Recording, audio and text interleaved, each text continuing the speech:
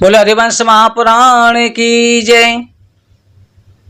वैशंपायन ऋषि कहते हैं कि हे राजन, माता अदिति ने देखा कि मेरे पुत्रों का राज्य, राजा बलि ने देवताओं का राज्य, त्रिलोक की संपत्ति हड़प ली थी। माता अदिति ने सब कुछ देखा, पयोव्रत धारण किया। कश्यप ऋषि की अपने स्वामी की आज्ञा से पयोव्रत दान किया। जब पयोव्रत पूरा हुआ, भगवान चतुर्भुज रूप में प्रकट हुए। भगवान ने कहा, हे देव माता, तुम्हारे मन में जो भी इच्छा हो हमसे वरदान प्राप्त करो।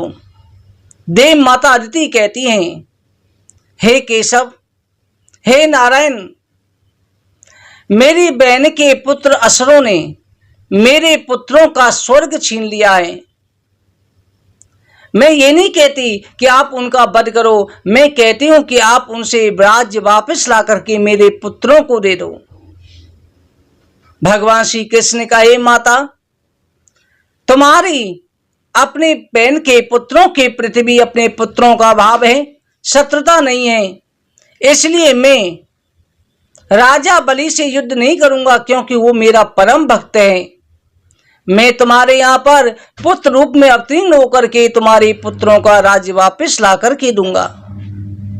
माता अदिति कहती है, हे प्रभु, जिस एक एक रोम में संपूर्ण ब्रह्मांड रहता है, करोड़ों ब्रह्मांड रहते हैं, वो परमात्मा को गर्भ में धारण में कैसे करूंगी।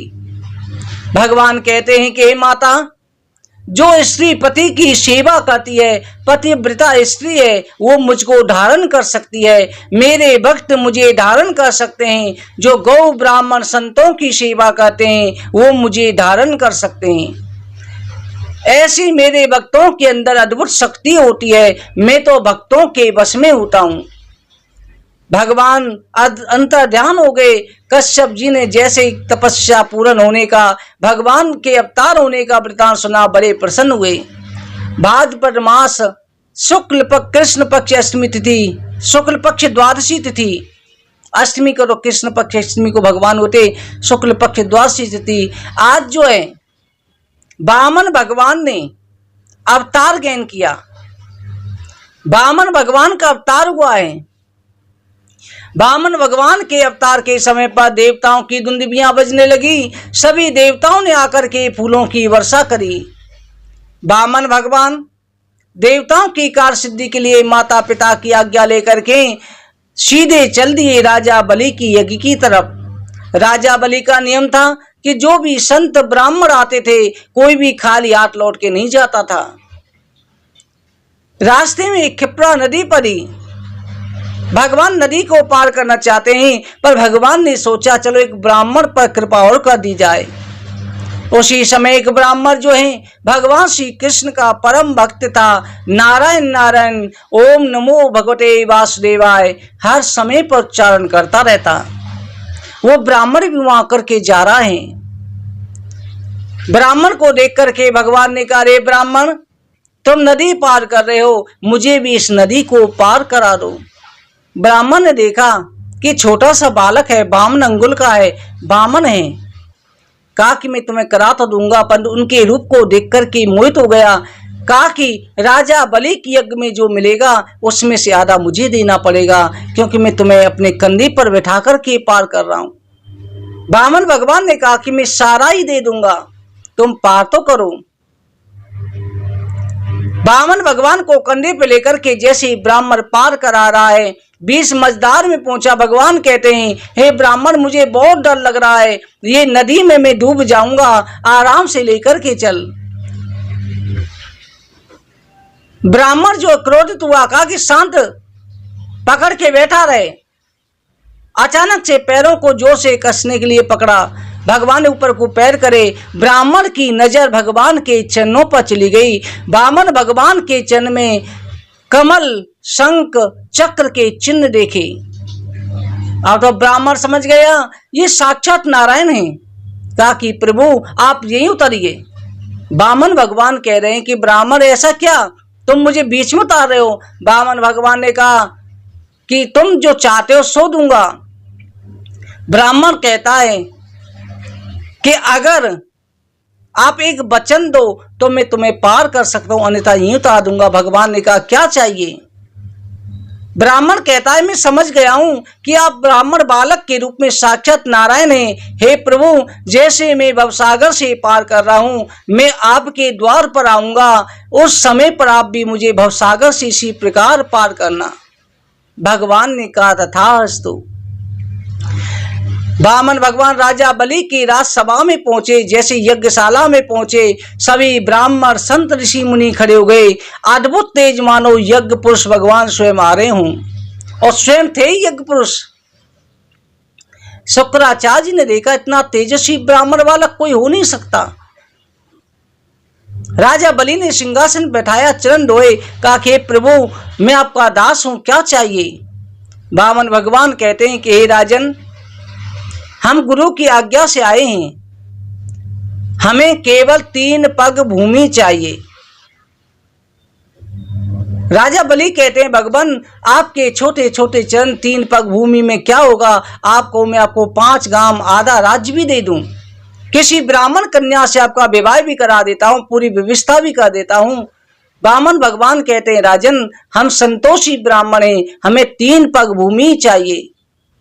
शुक्राचार्य जी समझ गए कि कोई साधारण नहीं हो सकता। वामन भगवान ने कहा कि राजन, तुम्हारे प्रतापी पूर्वज बड़े प्रसिद्ध हुए। तुम्हारे पिता में प्रहलाद, जिनको भगवान ने स्वयं दर्शन दिए। तुम्हारे परपिता में हिरण्यकश्यप, जिनसे सभी देवता भगवान विष्णु भी भयभीत हो गए थे। ऐसे प्रतापी वंश के वंशज हो। हिरण्यकश्यप, हिरण्याक्ष, सुलोचन, इन सब के बारे में बताया। बलि सोचता है कि देखने में छोटे लगते हैं, मानो ऐसी बातें कह रहे हो कि इन्होंने स्वयं सब कुछ देखा हो। कहा कि प्रभु चिंता न करो, फिर मैं आपको 3 पग भूमि देता हूं। जैसे विंध्याचली से कलश मंगवाया। शुक्राचार्य ने कहा, मूर्ख, ये साक्षात नारायण हैं, आदित्य कश्यप से जन्म लेकर के आए हैं, इनको कुछ भी मत दे। राजा बलि कहता है गुरुदेव, अगर ये नारायण है तो मैं बड़ा भाग्यशाली हूं, अब तो अवश्य दूंगा, क्योंकि ये त्रिलोक का स्वामी है, मेरे दर पर याचक बन करके आया है, ऐसा भाग्य किसी को प्राप्त नहीं होगा। शुक्राचार्य राजा बलि को रोकने के लिए गंगा सागर की टोटी में प्रवेश कर गए। विंध्याचली जब जल गिरा रही है तो उस समय जल गिर नहीं रहा। वामन भगवान ने एक कुशा लेकर के उस टोटी के अंदर किया, जिससे शुक्राचार्य की आंख फूट गई। एक आंख फूटने पर वो राजा बलि को श्राप देते हुए चले गए। वामन भगवान ने कहा, जो किसी को दान देने से रोकता है उसकी यही दुर्दशा होती है। पुण्य कर्म से, अच्छे काम से रोकना नहीं चाहिए, बुरे काम से रोकना चाहिए।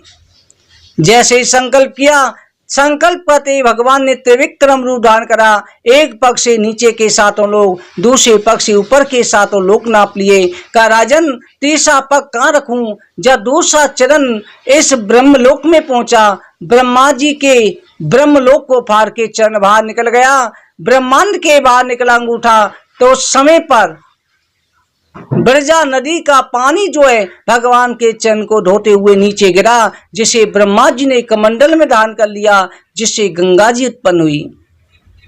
राजा बलि से कहते हैं राजन, तीसरा चरण कहां पर रखूं? जो संकल्प करके दान नहीं देता नरक का भागी होता है। उस समय विंध्यावली ने कहा, स्वामी मैं इनका दान पूर्ण करती हूं। भगवान वामन से पूछा, एक प्रश्न का उत्तर दीजिए, संपत्ति बड़ी होती है, संपत्ति का स्वामी बड़ा होता है। भगवान ने कहा, देवी संपत्ति जड़ है, स्वामी बड़ा होता है। विंध्यावली ने कहा, 2 चरण में जब 14 लोक हो गए, तीनों लोक 14 भवन हो गए, क्या एक चरण मेरे पति को नहीं नाप सकेगा? भगवान को वचनों में फंसा दिया। भगवान ने राजा बलि के मस्तक पर अपना तीसरा चरण रखा। प्रहलाद जी आ गए, अपने पुत्र की प्रशंसा करें, पुत्र तूने हमारा कुल धन्य कर दिया। भगवान ने राजा बलि को अपने गले से लगा लिया। कहा, पुत्र इस समय की व्यवस्था चलने दो, मैं तुम्हारे द्वार पर हमेशा पहरेदार बन के रहूंगा, चिंता ना करो। और मैं तुम्हें वचन देता हूं, अगले मनवंतर में इंद्र तुम ही बनोगे, तुम सुतल लोक में रहो, हमेशा तुम्हारे राज्य की मैं रक्षा करूंगा। भगवान देवताओं को स्वर्ग का राज देकर के अंतर ध्यान हो गए। इस प्रकार से वामन भगवान ने अपनी लीला करी, जिसे हमने संक्षिप्त में वर्णन किया। बोलो हरिवंश महापुराण की जय।